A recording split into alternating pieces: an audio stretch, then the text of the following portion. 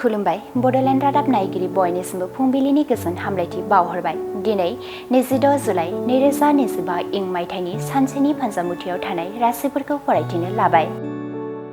मेष राशि गिदिर जाब्रबथाय जानो हागौ। गोजान जायगाफोराव दावबायहैयोब्ला सांग्राङै सोलिनाया गोनां।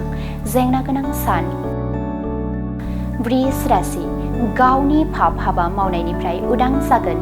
गोसोआव गोथार सानस्रिया जायगा लागोन। साना गाहामैनो बारलांगोन। मिथुन राशि देहा सावस्रिया गोग्लैसोनो हागौ। बेराम आजार जागोन। जानाय लोंनायाव सांग्राङै सोलिनाया गोनां। गाज्रि सान। कर्कट राशि आनजादाव गोबां जौखोन्दो लानानै उथ्रिसारनो हानायनि थाखाय मोजां मुं गोसारगोन। समाजनि सुबुंफोरनि अनसायनाय मोनगोन। मोजां सान। सिंह राशि नखरनि बाय बाहागिफोरानो सुथुर जागोन। जेखि हाबा मावनो लाया मानो हेंथा नुजाथिगोन। गोसोआव गोबां दुखु दाहा सहायनांगोन। कन्या राशि फालांगि खालामोब्ला गोबां रां आखायाव फैगोन। गावनि आरो नखरनि गोनांथिफोरखौ सुफुंनानै लानो हागोन। गोजोननि सान। तुला राशि खामानि मावनो थाखाय गोबां खाबु मोनगोन। गोसो होनानै मावोब्ला जाफुंसारनाय मोनगोन। साना गाहामैनो बारलांगोन। वृश्चिक राशि जेंना गोनां सान।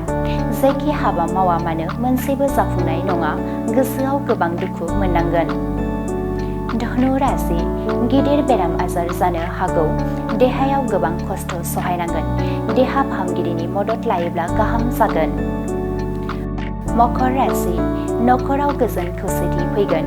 बयजोंबो अनज्लायनानै गोरोबलायनानै थानो हागोन। रंजा खुसियै साना बारलांगोन। कुम्भ राशि गावनि लुबैनाय हास्थायनायफोरखौ मोनफुंनो हागोन।